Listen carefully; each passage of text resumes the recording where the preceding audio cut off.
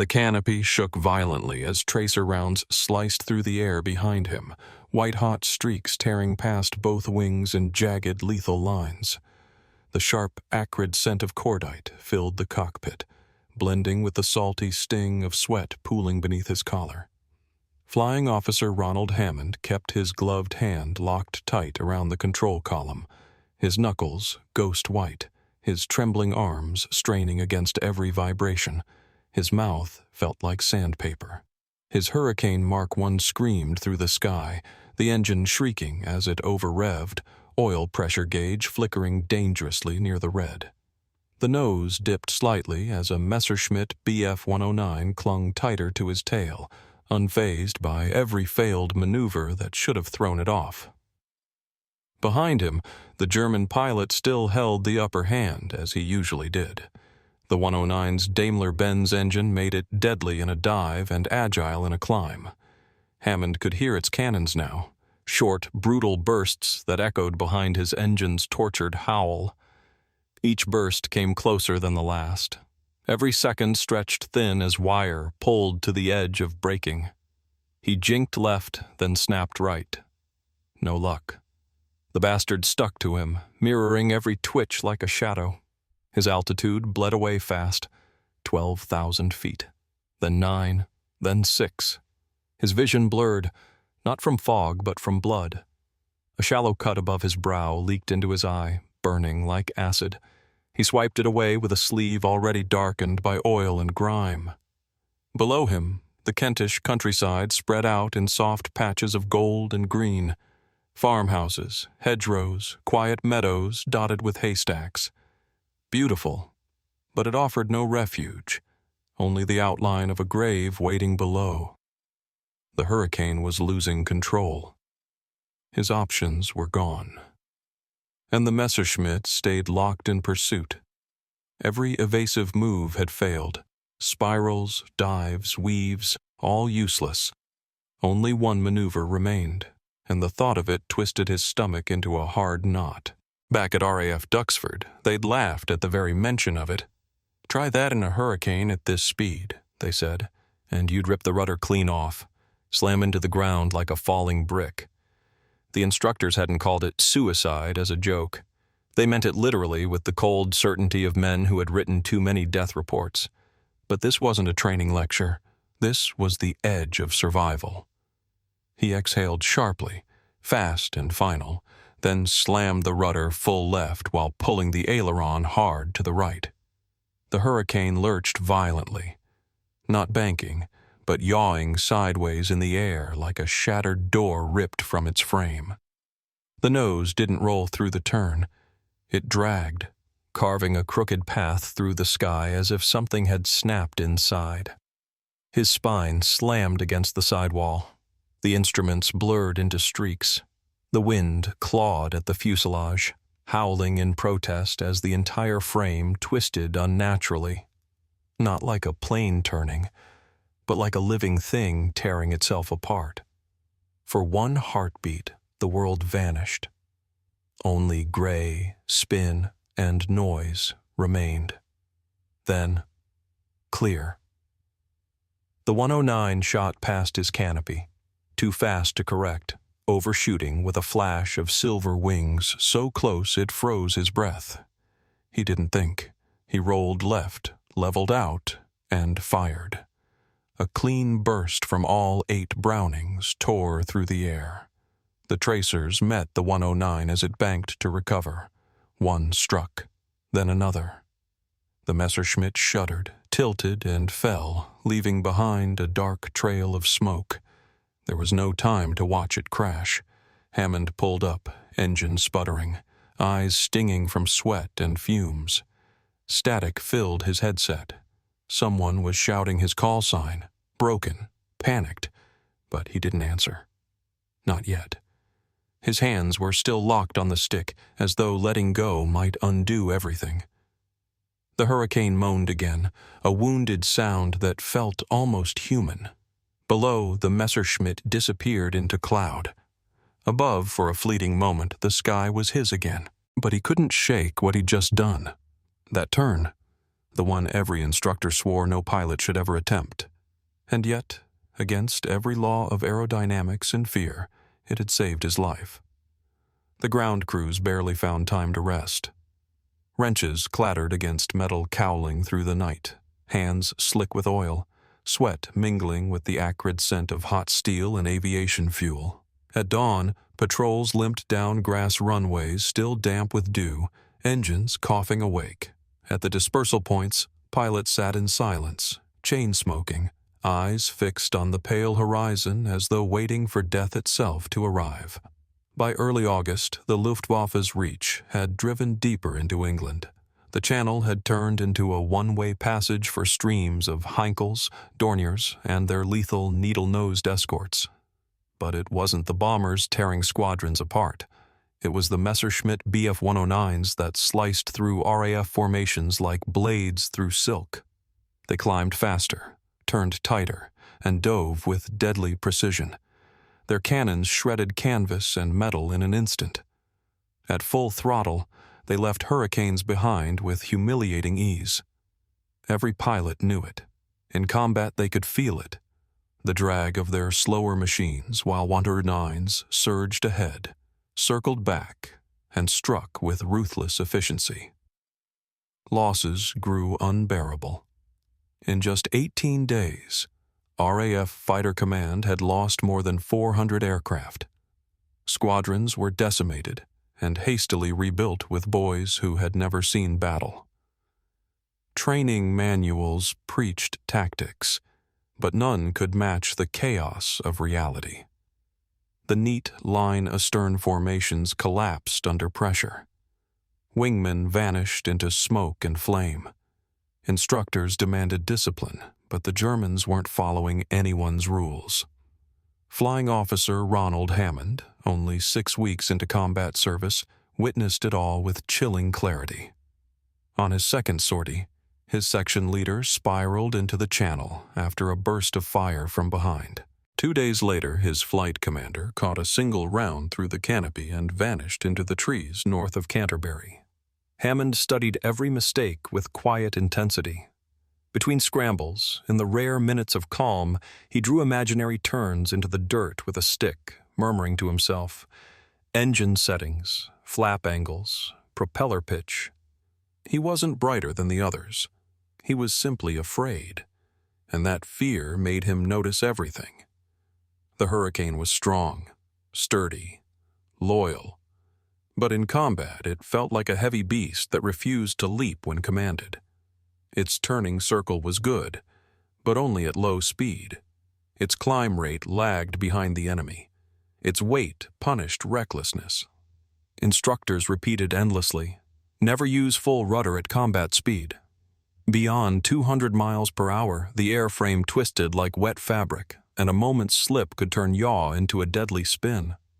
At Duxford, the lecture rooms were filled with diagrams of disaster, charts on stall spins, blackout curves, and G-force limits. One instructor showed a slide of a Hurricane's tail snapped clean at the root. Beneath it, the caption read, "Overstressed rudder input, altitude 5,000 feet, pilot KIA." The men listened. Then they climbed into their cockpits and died just the same. Each sortie brought more names that never returned, more empty spaces on the mess board, more cups of tea left cooling and untouched on tables. Amid that endless slaughter, a grim realization took hold. Tactics weren't the issue. Doctrine was. Hammond found himself outflown again and again, hunted through turns, burned in climbs, forever reacting instead of leading. The official escape was always the same, dive and run, but the Germans expected it. They followed, fired, and destroyed. That was when his thinking began to change. Not upward, not downward, but sideways. The Hurricane's large rudder wasn't built for sharp turns at speed, but what if it could serve another purpose? What if, just once, it could break the pattern? He told no one, not yet. But something within him had shifted. A dangerous thought had taken root, quiet, defiant, and entirely his own. The rain hadn't let up for 3 straight days. Oil gathered beneath the grounded hurricanes like pools of black glass, mirroring the dull orange glow of lamps that flickered against the canvas tents. Mechanics swore at the mud while pilots smoked in silence, waiting for the next scramble call that would drag them once again into the gray skies. The sharp scent of fuel clung to everything: clothes, hair, even the few hours of sleep they managed to steal. Ronald Hammond sat alone near the dispersal hut, flight jacket open, boots soaked through to the socks. His logbook rested across his knees, its pages damp with drizzle. One line kept drawing his eyes back again and again: evasive turn, high-speed rudder input. He had written it almost unconsciously, hours after the last mission, and now he read it as if it were someone else's words. He had survived that fight purely by reflex, a desperate twist of the pedals, a split second of fear, and somehow the 109 had shot past him. The move was forbidden, considered reckless, but the memory gnawed at him. He could still feel it. The strange sideways drift, the jarring motion, the way the airframe screamed in protest, yet somehow held together. The sensation of that vibration still hummed faintly in his spine. That night, as the rain drummed harder on the tin roof, his mind kept circling the idea. He imagined the airflow swirling around the hurricane's tail, the rudder wide and forceful, built to steady the aircraft in crosswinds, not to defy physics. But at high speed, if forced suddenly, it didn't bank the plane. It made it slip sideways, stalling one wing just enough to break pursuit. It sounded insane, yet the image of that Messerschmitt flashing past his canopy refused to leave him. The following morning, he decided to test it.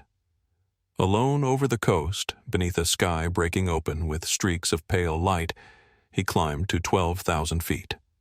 The engine purred evenly. The gauges stayed firm. He drew a sharp breath and pressed the left rudder hard, countering with opposite aileron. The hurricane lurched, shuddered violently, then steadied into a sideways skid. His stomach turned. The altimeter spun fast. But then, the wings caught the air again and leveled.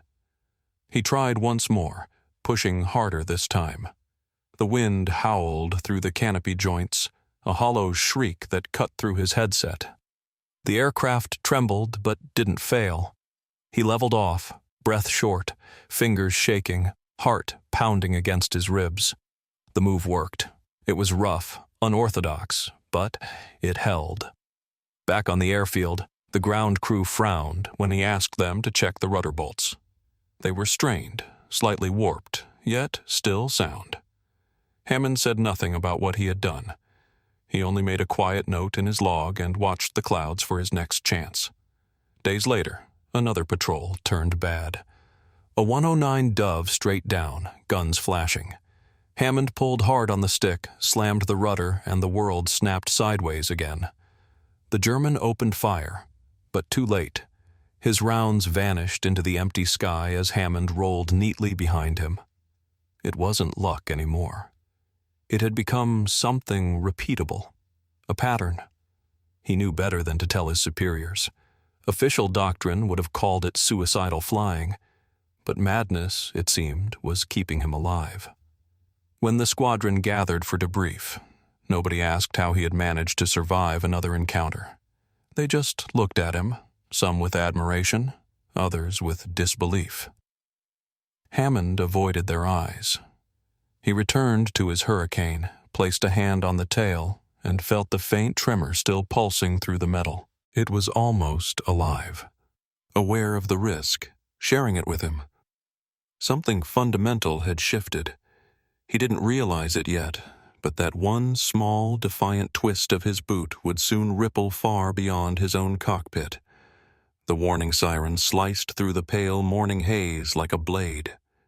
Mechanics dropped their tools, and pilots burst from the dispersal hut, boots splashing through puddles left by the storm the night before. The air carried the mixed scent of petrol, wet grass, and the raw tang of fear before flight. Hammond tugged his goggles down, heart hammering, and vaulted into the cockpit. The Merlin engine coughed once, caught, then roared to life. Every tremor ran straight through his ribs as the propeller spun into a silver blur. "Squadron scramble! Angels 15! Raid inbound from Calais!" The controller's voice crackled through his headset. Hammond shoved the throttle forward. Mud and dew scattered behind him as the hurricane surged from the runway, its wings slicing into the thick gray sky. The air thrummed with the sound of engines, dozens of them, forming a loose diamond above the clouds. Below, the coastline dissolved into a pale curtain of mist. At 15,000 feet, they leveled out. Ahead, distant black dots took shape. Bombers, their wings marked with dark crosses. Higher still, sunlight glinted off a swarm of 109s circling above like hunting hawks. The order came sharp and clear. "Tally-ho!" What followed was chaos. The first attack came from above, tracers slashing past, tearing through fabric and flesh. A hurricane burst apart in fire and smoke. Another spiraled down, trailing a stream of oil. Hammond rolled hard left, diving to escape a glinting shape that appeared out of the sun. The wind screamed past the canopy, carrying the bitter stench of cordite and burning rubber. Then he saw it. A 109 dropping behind him, closing fast. The German flew with precision, steady and patient, waiting for his moment.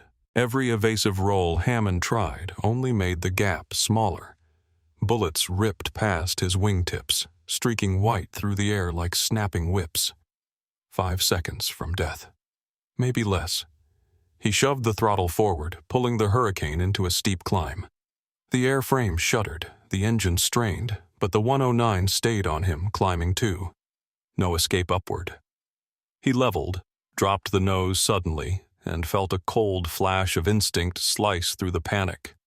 Without thinking, Hammond kicked the rudder full left while pushing hard on the right aileron. The hurricane didn't bank. It lurched, shook violently, then slid into a sideways drift that defied every law of flight. The airframe howled in protest. The pedals vibrated beneath his boots. For a heartbeat, gravity ceased to exist. The Messerschmitt shot past in a blur of gray, overshooting before the pilot could react. Hammond rolled sharply, lined up and fired. A burst from all 8 Brownings tore through the air. The tracers stitched across the 109's fuselage, tearing near the engine cowling. Smoke poured out in thick waves, spreading like ink in water. The fighter tipped forward and vanished into cloud. Hammond exhaled, his breath ragged. The cockpit hummed with the strain of the battered hurricane. His gloves were slick with sweat. He eased the stick forward carefully, the frame creaking like a ship under pressure. For a moment, a flicker of dread crossed his mind. Had he torn the tail apart? When he landed, his crew chief climbed up to inspect the damage. The rudder skin was warped, bolts stretched, and cables frayed to threads. The man stared wide-eyed. "What in God's name did you do up there?" Hammond only gave a tired shrug. "Turned too hard, I guess." But that wasn't the truth. The truth was far stranger. He had defied every rule of flight they had ever drilled into him, and it had saved his life. The next morning, he took off again. Every flight felt different now. The hurricane no longer seemed like a heavy, obedient machine. It felt alive, wild, and unpredictable. And somewhere deep inside, so did he. The mess hall hummed with the low murmur of voices, the scrape of spoons in tin mugs, and the steady echo of boots across concrete. Rain pounded against the windows once more, tracing dull gray lines down the glass. Cigarette smoke drifted thickly over the long wooden tables, hanging in the air like fog. Most of the pilots ate in silence, shoulders slumped, eyes hollow from exhaustion. One seat at the end remained empty, its usual occupant gone, shot down 3 days earlier over Maidstone. Douglas Bader entered without warning, his cane striking sharply against the floor with each uneven step. His artificial legs gave his walk a rhythmic, mechanical beat, steady, forceful, unmistakable. His eyes swept across the room, hard and focused, his jaw set tight. The air in the hall shifted immediately. "Flight Officer Hammond," he barked, gesturing with the stem of his pipe toward the far corner. "Walk with me." Hammond rose and followed him outside, boots splashing through shallow puddles. The wind howled across the airfield, carrying the scent of burnt oil and cordite from the hangars. Bader stopped beside a parked Hurricane, its cowling still warm from the morning's sortie. He tapped the rudder with the tip of his cane. "Your aircraft's come back twice with tension damage on this tail," he said flatly. "Once I overlook. Twice I start asking questions." Hammond hesitated, his eyes fixed on the frayed control cable glinting in the light. He could feel the silence tightening around him like wire. Bader didn't blink. "I don't make a habit of reporting good men for flying like maniacs," Bader said after a pause, his tone measured but sharp. "But I'm damned interested in anything that keeps my pilots breathing." Hammond explained slowly and precisely, not the full theory, just the outcome. The sudden slide, the yaw, the overshoot, the kill. When he finished, he waited for reprimand. Instead, Bader's mouth twisted into a grin. "You're telling me this old bus can slip sideways at 250 and come back in one piece?" Hammond gave a short nod. Bader ordered a test flight before the day was out. 2 veteran pilots watched as Hammond climbed to altitude and demonstrated the move. From the control tower, disbelief filled the radio. The Hurricane jolted, slid, and then righted itself. Barely, but it survived. When it landed, rivets were loose and cables strained, but the frame was intact. Within 2 days, Bader had 3 pilots repeating the maneuver under supervision. He didn't ask for clearance. He filed no paperwork. He christened it Tactical Skid Evasion and kept all instruction verbal. If headquarters learned of it, they'd ban it instantly. But inside the squadron, it spread fast. Mechanics began reinforcing rudder mounts. Ground crews joked about sideways flying. Hammond found himself quietly invited to planning sessions with other officers. Charts were updated, turning diagrams redrawn. Not everyone was impressed. RAF engineers denounced the technique as structural abuse. Instructors at Uxbridge scoffed, calling it reckless grandstanding. Senior officers warned it would kill anyone foolish enough to imitate it. But results spoke louder than orders. Within a week, 4 pilots used the yaw turn to escape Bf-109 attacks. 2 shot their pursuers down. The others made it home alive. No memo acknowledged it. No manual described it. No official record existed. Yet across the blackboards of number 242 Squadron, the words Hammond Skid began appearing in chalk. What had started as a desperate gamble was quietly becoming doctrine. And behind every whispered briefing, every strengthened rudder, stood one man who still didn't truly understand the force he had set in motion. Sunlight spilled across the runway in pale streaks of gold as the Hurricanes roared forward in staggered bursts, their wheels lifting into air already thick with tension. The radio crackled with clipped, urgent voices, steady, disciplined, but tight with fear. Engines thundered across the southern sky like rolling storms. Above them, the heavens shimmered with motion. At Uxbridge, radar screens glowed red with wave after wave of incoming signals. More than 1,500 German aircraft were approaching, bombers and fighters in overwhelming numbers. This was the breaking point. The Luftwaffe was throwing everything it had, determined to shatter fighter command in a single blow. If they succeeded today, England's skies would belong to them tomorrow. Hammond's squadron received orders to intercept a formation heading straight for London. 10 aircraft, no time to weigh the odds. He flew with his heart locked tight in his chest and his fingers stiff around the control column. Clouds drifted beneath him in fractured shadows. The scent of burning oil and hot metal filled the cockpit, mixing with the rubber tang of overstressed parts. At 21,000 feet, the formations collided. Stukas crawled below, flanked by Bf-110s. Above them, a net of Bf-109s waited like hawks ready to dive. Contact came instantly. The first minutes blurred into chaos. Gunfire stitched the air. Flak bloomed in dark bursts between the formations. Hammond dived toward a 109 tailing his wingman, fired a quick burst, missed, but forced the enemy to break off. Another Hurricane vanished in an explosion of fire, fragments spinning lazily through smoke. Then a 109 slashed across his 6 o'clock and pulled up behind him, too fast, too close. He rolled, climbed, twisted, but the German stayed locked on, cannons flashing. A shell tore through the fuselage near the throttle. Sparks burst inside the cockpit, and heat licked across Hammond's leg. His mind went blank. Reflex took control. He stomped the rudder full right and slammed the opposite aileron. The Hurricane snapped into a violent sideways yaw. His body slammed against the canopy frame, blood rushing to his head as gravity twisted around him. The Messerschmitt shot past, overshooting wildly, struggling to correct. Hammond leveled out, rolled, and fired. A burst from his Brownings ripped across the 109's wing route. The German aircraft jerked, dropped its nose, and spiraled down into cloud. But there was no time to breathe. Below, more 109s tore through the formation.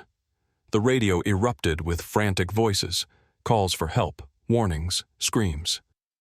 Hammond scanned the chaos and spotted 2 Hurricanes breaking away, chased by a pair of Messerschmitts. He dove hard, cutting altitude fast, then kicked the rudder again, twice in seconds, throwing the Hurricane into erratic skids that shattered tracking lines. He didn't fire. He didn't have to. The German pilots lost their aim, one peeling off, the other hesitating just long enough for a Spitfire to drop from the clouds and finish him. Everywhere now, the air was full of strange motions, side slips, yaw breaks, flat turns. Pilots were forcing their Hurricanes to do the impossible, twisting the fight into chaos the Germans couldn't follow. The 109s, built for clean climbs and dives, faltered. These weren't duels anymore. They were dogfights turned street brawls. By late afternoon, the enemy began to retreat. The final report came hours later. 56 German planes destroyed, with RAF losses less than half that number. It was the first clear victory. But for Hammond, the figures meant little. His rudder was torn, the metal warped and creaking. His legs throbbed from the strain of bracing. One glove was slick with blood from a finger split open against the throttle. He stood on the grass beside his battered Hurricane, wind pushing through tall blades around his boots. The sky above was silent now, empty and pale. A mechanic approached, shaking his head at the mangled tail. "Keep flying like that, and the rudder's coming clean off," he muttered. Hammond said nothing. His eyes stayed on the horizon, where thin trails of smoke marked the places his friends had vanished. Today, the maneuver had saved him again. But in war, every survival carried a cost, and none of them were free. The air inside the debriefing room hung heavy with heat, cigarette smoke, and unspoken tension. Flight logs lay scattered across the table in overlapping stacks, red pencil marks slashed through columns of names and call signs. Somewhere in the corner, a kettle hissed quietly, but no one bothered to pour. Group Captain Lee Mallory stood over the papers, eyes narrowed in concentration.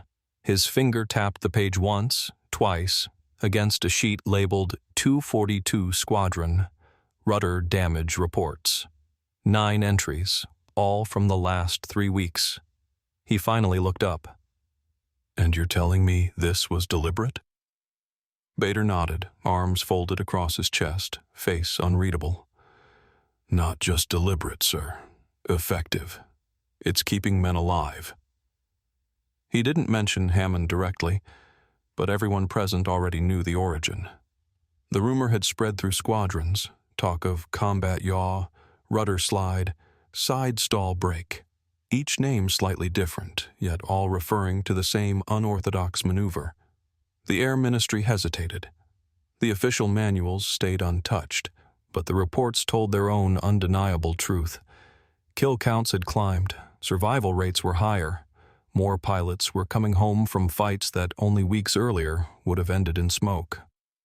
Eventually, Command issued a quiet directive. Emergency rudder skid permissible under combat stress. Advisory. Risk of severe tail strain. It wasn't recognition nor approval, just a discreet acknowledgement that the silence had finally cracked. At the squadron, Hammond read the memo with numb fingers. There were no medals, no mention of his name, no ceremonies. But the glance Bader gave him, half grin, half acknowledgement, was enough to say everything. Word spread faster than protocol could restrain it. Across Essex, Kent, and Sussex, young pilots began asking their ground crews if their tail assemblies could take a slide. Mechanics reinforced rudder brackets without waiting for orders. Instructors who once dismissed the move as nonsense now slipped it quietly into night briefings, whispered behind closed doors. Hammond's Hurricane had its rudder replaced 6 times. Once, the entire vertical stabilizer came back twisted like softened tin. The fitters stopped asking why. They simply learned to adjust. Each flight, Hammond expected his luck to run out. Every time he pressed the rudder, he half expected to hear it snap clean away. But somehow, it never did. He flew harder now, spoke less, ate quickly, slept in uneven stretches. Survival didn't make men fearless. It made them quiet. The war around him shifted. Luftwaffe raids grew smaller, their formations thinner. German bombers came with fewer escorts. The once crowded skies began to show empty gaps. But the weight didn't lift. If anything, it grew heavier. Every victory carried guilt. Every loss left an emptiness no new tactic could fill. At dusk, Hammond often stood beside his Hurricane, running a hand over its battered fuselage as though checking for a heartbeat. The paint near the tail was stripped to bare metal, scarred and dented, but still intact. He thought back to that first attempt, the trembling hands, the choking fear, the moment the aircraft slid sideways instead of breaking apart. Now it came without thought, as instinctive as blinking through tracer fire. One maneuver, one forbidden act turned routine, and because of it, men were surviving fights that once ended in flames. He hadn't changed the rulebook, yet somehow he had changed the war. The war ended not with thunder, but with silence. Airfields that once shook under the roar of engines now slept beneath dull skies. Tires sagged into softened earth. Empty hangars echoed only with the sound of birds and ghosts of what had been. Hammond walked alone across the cracked tarmac of RAF Coltishall. The wind carried the scent of wet leaves mixed with old oil. A grounded Hurricane, his own or one just like it, stood nearby, stripped of guns, stripped of purpose. He brushed his hand across the faded roundel. The metal beneath his fingers was cold and rough, pitted and polished smooth by the touch of men long gone. His discharge papers rested in one pocket, a single medal in the other. No speeches, no farewells. Somewhere deep in the Air Ministry, the file labeled Unofficial Maneuvers, Hurricane Rudder Variants had quietly disappeared. Back in civilian life, he took a job at a parts warehouse near Wolverhampton, counting bolts, cataloging wing spars, handling fragments of what once had meaning. He never mentioned the turn, not to his coworkers, not even at reunions. Most of the men who'd seen it were gone, or simply chose never to speak of it. Yet the maneuver endured, not in textbooks, but in instinct. The post-war RAF absorbed its lessons without acknowledging where they'd come from. A phrase began to appear in quiet, tactical briefs. Lateral disruption response. It carried no author, no credit, but every veteran knew its origin. Pilots of Tempests and early jets practiced emergency slides and drift turns, moves that flirted with stall but snapped back into control at the edge. Years turned to decades. Rudders shrank in newer aircraft, replaced by swept wings and computerized yaw systems. Flight grew faster, colder, more distant. Pilots no longer felt the strain of wood and canvas or counted rivets mid-battle, but buried in simulator data and whispered among instructors, the trace remained. In the RAF Museum at Hendon, behind a glass case, rests a tail section bent slightly to the left. The placard reads, Rudder from Hawker Hurricane MKY, 242 Squadron, recovered 1944, warped by repeated high-stress lateral maneuvers. No pilot name, no combat record, no explanation. Yet older guides sometimes mention it when schoolchildren pass by, how the early hurricanes could yaw so violently they nearly tore themselves apart. How one maneuver, once called reckless and suicidal, turned the tide for a squadron on the darkest day of the battle. Hammond never visited. He lived quietly, repaired clocks, raised 2 daughters.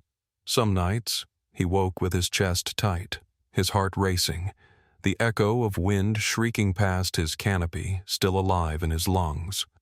Then, one evening in 1967, a letter arrived from a young RAF flight leader training on Phantoms. It was brief, a single paragraph thanking whoever first taught us to move not just fast but wrong, so the other man couldn't follow. Hammond read it once, then burned it without reply. He didn't need to answer. The sky already knew. The rudder remembered. And that one impossible turn still endures, buried just beneath the surface of history, unclaimed, undeniable, unforgettable.